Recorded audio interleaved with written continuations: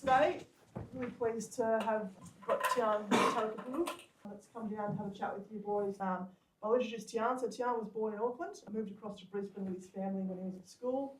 He's a proud Samoan Tongan man, a former prop for the Western Force and New South Wales Waratah 1683. Welcome, T.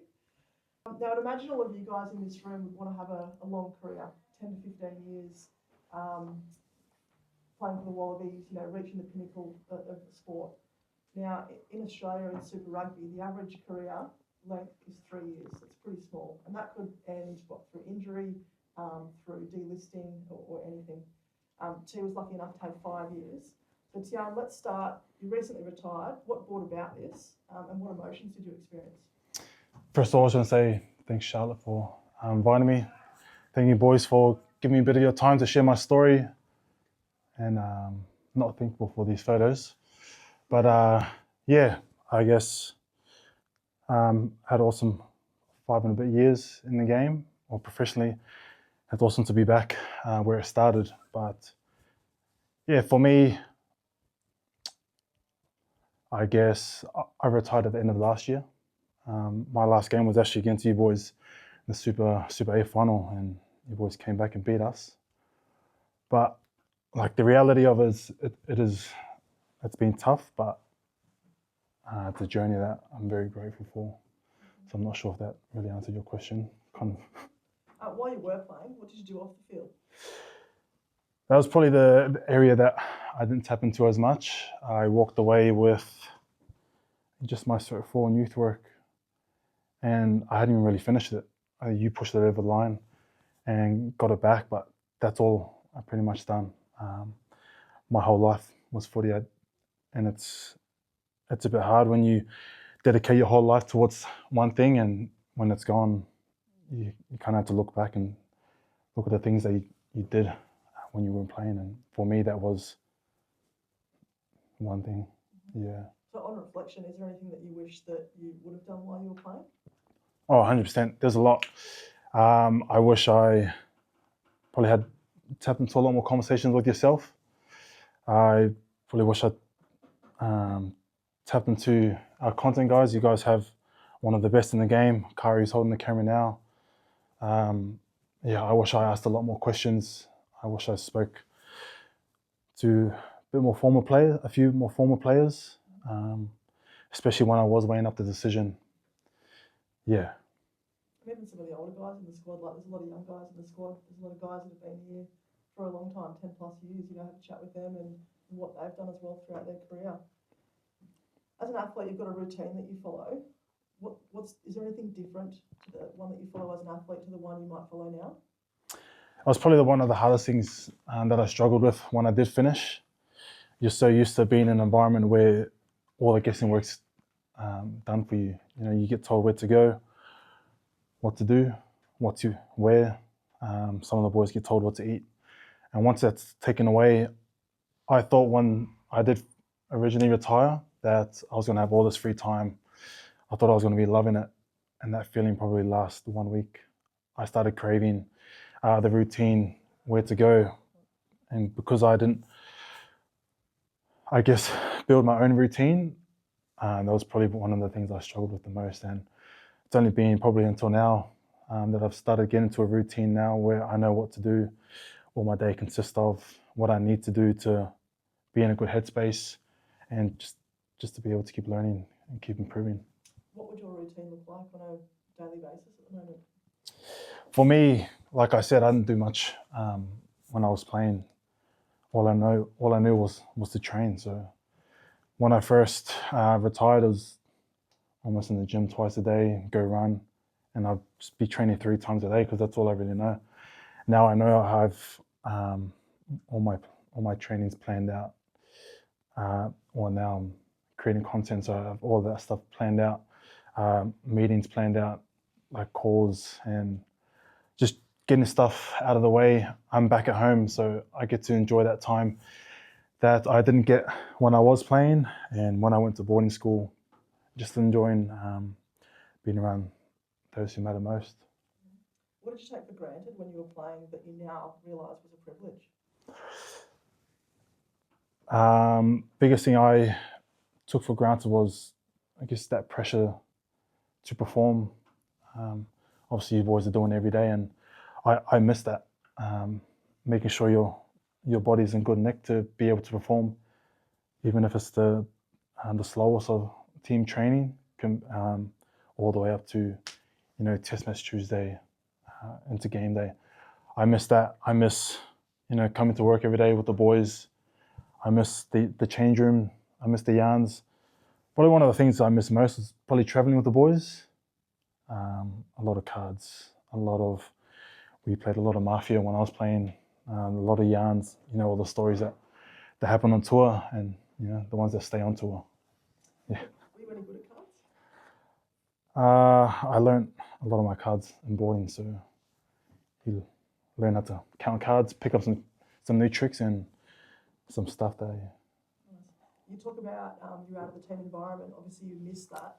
Is there anything in particular that you really miss? Is it seeing the boys on a daily basis? Having to now organise to catch up with your mates? Any other examples? It's one of those things that you miss, but you become very grateful for. So I didn't try to reflect on it too much where I have those thoughts of maybe I should go back. The one thing I definitely do miss the most, and probably the only thing you can't recreate, is that feeling in the change room. You get back from warm-up, boys are changing from their training tops to, game jerseys, and you're just in that huddle, and you're just looking around, preparing to go out to battle. That's probably the only thing I miss, because that's just one thing you can't recreate, because obviously everyone moves on, different phases of their life. You find new groups and new environments to be part of. And during your transition, obviously recently retired, you started working at Tahs Recruitment in the construction arm of the business. What was that like, and then why subsequently have you left? Yeah, so that job opportunity actually came up from me posting about stuff, posting about my journey and thinking about recruitment. For those who don't know, it's a lot of cold calling. It's a lot of hard selling. It's a thing that athletes do quite well. They learn new skills, and the thing with athletes are they're able to keep chipping away at things without needing that validation or needing to see their fruits of their labor. However, it was just something I knew I wasn't planning on staying around for too long, so I gave it just a good crack, and then eventually moved on. A few things around resilience. So how did you deal with being dropped, injured, or told you may not have been good enough? Did you develop any tools over the course of your career? It's a good question, and if you ask me probably a few years back, my answer would be a lot different. I actually didn't play many games with the Tahs, so a lot of this question is based around my time here, and I struggled. I had to really look at myself. I took things real personal, where I thought maybe the coach doesn't like me for this reason. Where once I moved on to the force, I realized that there was a whole lot more that I could be doing. And if I done all that I could, and if it didn't work out, then that's just not part of the story. But this same thing, I just knew I had to reach out to people, had to ask a lot of questions of myself, and look to people I can lean on. Do you have any advice for any of the boys in the room that might be struggling? It could be through footy, mentally, with uni, whatever, that you know now? I think the biggest thing you could do for yourself is just ask someone a question, or ask someone for help, because a lot of the time, no one's really going to say no. Just find the right people around you. You can always ask me. I'm only a message away. I'm always open to helping athletes, helping you boys, especially you younger lads. It's a bit tough. Guys obviously aren't making the most money to be able to do it full time. You guys are juggling a lot of things. Yeah, just finding the right people and just asking, because there's no point of holding it in. I think that's really important too. You guys have access while you're a current player and you're relevant. You're seen as relevant. The perception is you've got access to some amazing people, not just in the building, but through me, through T, through BJ. You go and ask people to get you access to these people, and they might be to help with a uni assignment, they might be to meet up for a coffee with, and just start to have those conversations about, what you want to do off the field. But also you might just want to talk to a past player in a similar position that played 10, 15 years ago that can help you now as well. Move on to some leadership stuff. So who are some of the players you respected within your team and why? I was quite fortunate when I was here. Obviously, we had hoops, also being around KB and that. But a lot of the people I looked up to just because of Pacific Islander descent, I always leaned on towards Tetra Faulkner, who was here. Just felt like he was a good advocate for us younger lads when we were here. And then when I was over to the Force, we had a lot of good lads there. BPA, Pangamosa was always good. But yeah, I think it's easiest thing to, when you do try to find someone to lean on, is try to find some common ground. It's just so you're able to relate to them, so you can just be comfortable with asking. What is one thing a teammate can do to make their team better regardless of whether they're playing or not? So you might be in the non-23, you might be injured, you might be a young guy coming through into the squad. I think the biggest thing you could do, and best example is probably when Hoops was here. Like, I wasn't playing as much, but he always made me feel like I was there right next to him, even though I was in the stands. He treated everyone the same, and it was probably that where I felt a lot more at home. I remember my first year, just done my ACL, just left the COVID bubble when COVID was a thing, and just finished my surgery. And the next day he gave me a call, just had a random number, and it was him just wishing me the best. And like, those are the things that bring people a lot closer. And if we were to share that field, which I did with him a couple of times, just made me feel like I can trust him. Or do anything. Yeah. Did you ever have a teammate who changed the culture of a team? Like, was it Hoops? Was it someone else? And what are some of the things that they did? Obviously, you have those guys who are pushing high standards, but I always remember the guys who could make a joke, make the boys laugh, bring some enjoyment to the change room, especially when things aren't going well. It's usually looked or frowned upon when someone's joking in a change room when the results aren't going their way. But a lot of the time, you look for those people because they bring light and they bring a smile to you every day, and you just get on cracking off work. Was there any questions for T? Yeah, I was going to ask, there's probably times when you retired where you're not really sure about the decision you made afterwards, when you're kind of in that limbo period between, what did you do or who did you speak to that kind of helped you get clarity on that you made a good decision? I started doing something that, the last time we spoke, probably wouldn't have done. I started reaching out to people, some people I've never even spoken to, who've gone through the same thing, and it's been doing wonders. Learning from other people's stories. Like, eventually retirement's going to come around for all of you boys, and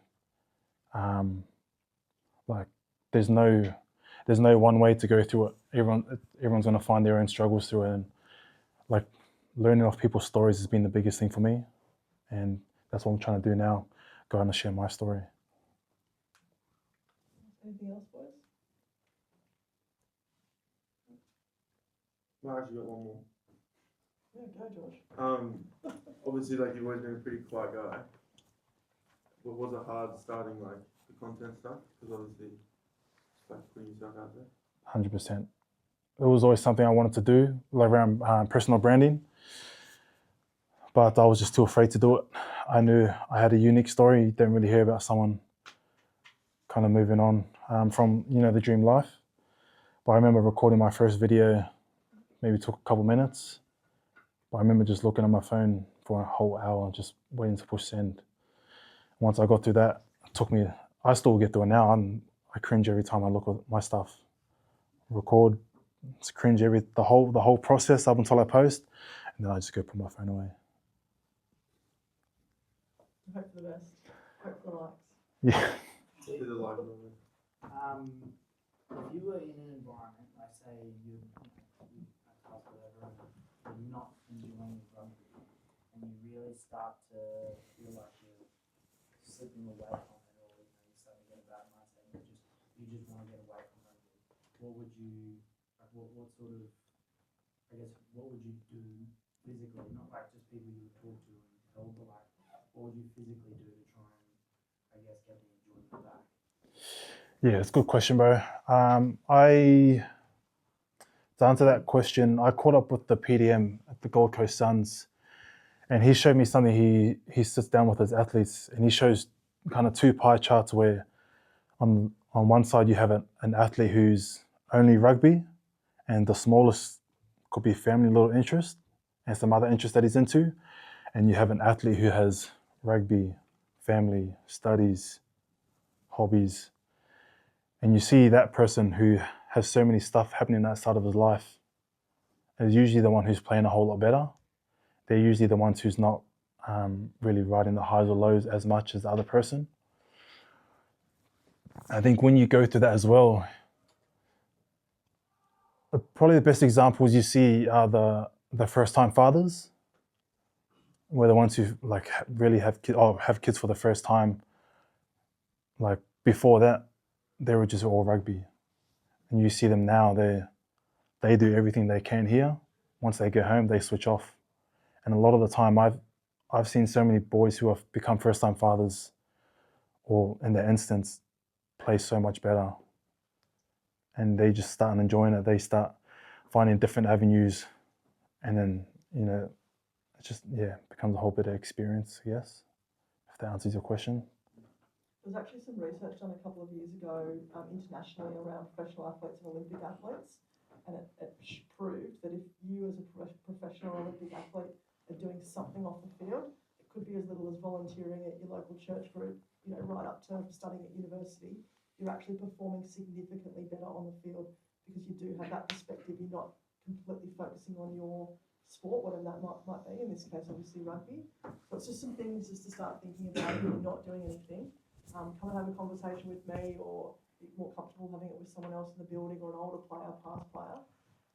But ideally, we want everyone doing something off the field because we want everyone's performing at the best that they possibly can be for us to be a successful team. Any other questions? Yeah, I'll tell you what are you doing like now? Like, I guess post-footy, is it just content? Like, is there still other job, or is that your kind of I did work in that recruitment role. I was only for a few months. It was just something I wasn't really interested in. Got to move on. This is kind of the space I want to get into around the athlete well-being. Like content helped with that, and then just doing some studies on the side, bro. Yeah. Looking back at your career now, is there anything you could have done differently? Could have been anything like professionalism or preparation or anything like that?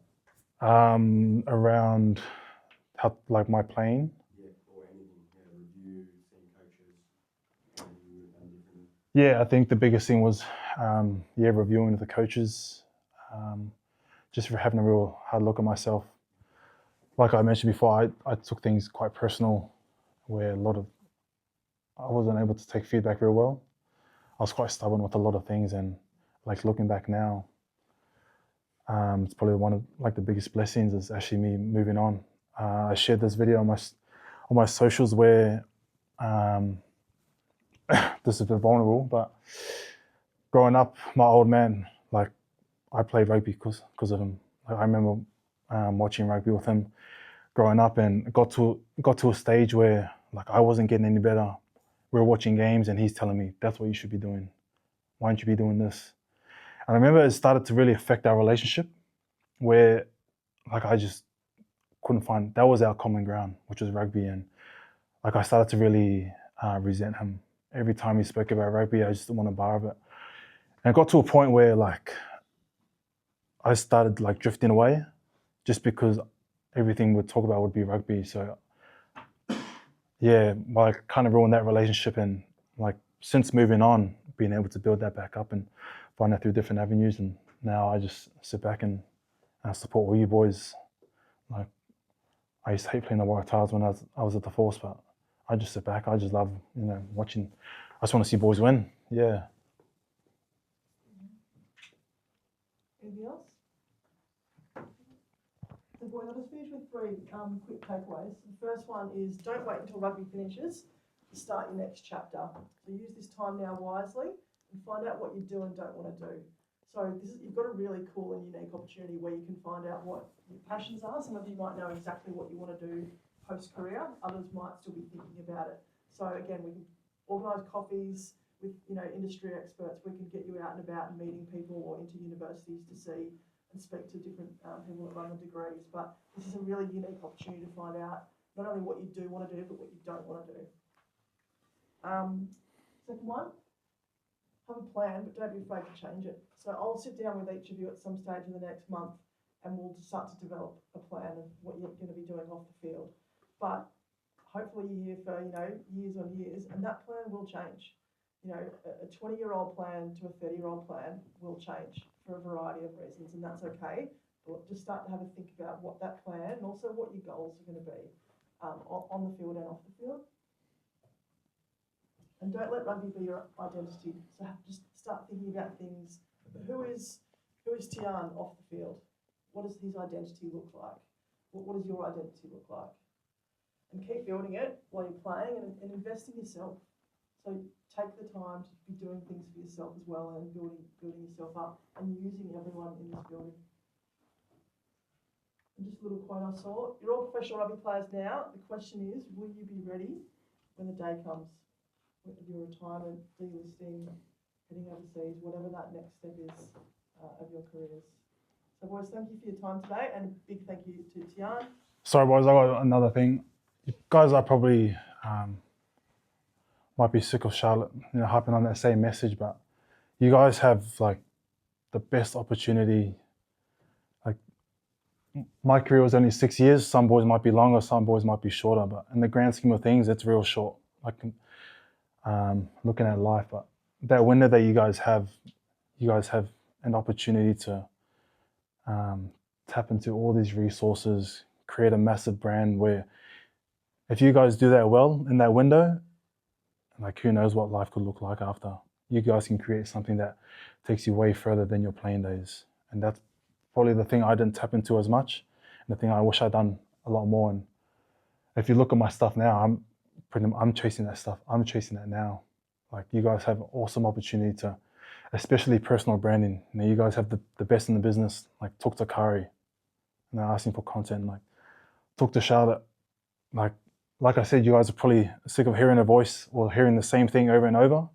But I've worked with like shit PDMs, and Charlotte's not one of them. She gets stuff done, and that's probably the biggest thing I missed when I left the Tahs was. Or just left the game was I didn't use those resources. And you'll be surprised how many resources are out there. Like I didn't know this until I started asking. And that's, you just gotta ask the question, because you never know. Retirement comes down to two things. It's when and how, and a lot of the time that gets dictated by others. But if you do things well, there are stories of many boys who build things while they're playing the game, and they can start making way more money outside of it, and they can just get a move on with life and do things that they can, that they love. But thanks again for your time. Good luck for the rest of your club seasons.